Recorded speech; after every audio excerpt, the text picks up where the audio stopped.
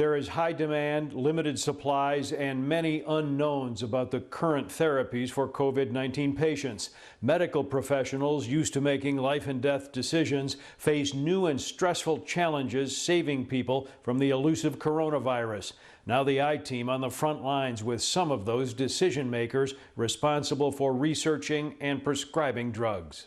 That's an issue for me. It's here in the COVID ICU where many experimental treatments are carried out and the tough decisions are made. When you looked at the criteria, I know I'm a miracle. Paulette Foster of suburban Hazel Crest was one of the first patients at Northwestern Medicine to receive the highly sought-after antiviral remdesivir. I was in such a bad state at the hospital. The minister and counselor went to the ER in March with abdominal pain and was eventually diagnosed with COVID-19. She became severely ill, spending 13 days on a ventilator. Her husband had to sign off on the experimental drug, shown to reduce recovery time by about 1/3. It was miraculous. I know it was just the hand of God. And I do believe, absolutely believe in the gift of modern medicine. Foster qualified as part of a compassionate use trial for remdesivir. Most hospitals tell the I-Team, despite the early chaos of COVID, there were effective protocols and criteria to vet for the few fast-moving clinical trials for several therapies. There's a lot that goes on behind the scenes of a care team that most people are unaware of. Those treatment decisions at many hospitals involve a team approach, including pulmonary physicians, infectious disease doctors, nurses, and critical care pharmacists. We definitely keep track every day to make sure that someone's been assessed for a trial. Not every patient is eligible for medication because of things that are unique to themselves. It gets very stressful and exhausting, kind of waiting every single day, like, is this patient going to get better? In the case of remdesivir, limited supplies meant the careful selection of recipients. The U.S. government just secured more of the drug for another 500,000 patients through September, but it now comes with quite a price tag.